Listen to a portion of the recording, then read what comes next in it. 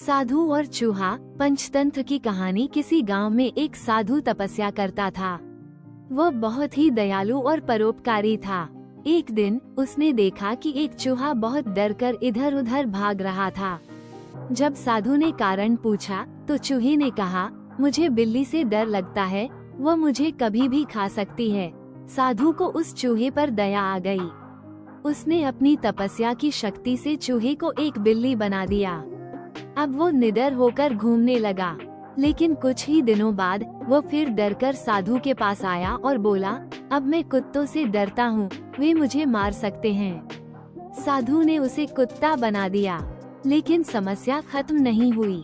कुछ समय बाद वो फिर साधु के पास आया और बोला, अब मैं शेर से डरता हूँ। साधु ने उसे शेर बना दिया।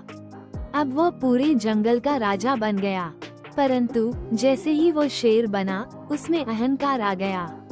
अब उसे लगने लगा कि साधु उसे फिर से चूहा न बना दे।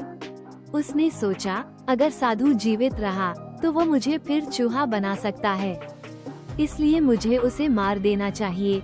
साधु उसकी नीयत समझ गया और मुस्कुराकर बोला, अहंकार तुम्हें नष्ट कर देगा। फिर अपनी तपस्या की शक्ति से उसने शेर को वापस चूहा बना दिया। चूहा डरकर वहां से भाग गया और फिर कभी साधु के पास नहीं आया। शिक्षा 1। अहंकार व्यक्ति को नाश की ओर ले जाता है। 2। जो दूसरों की मदद से बड़ा बनता है, उसे एहसान फरामोश नहीं होना चाहिए। 3। असली ताकत बाहरी रूप में नहीं, बल्कि चरित्र में होती है।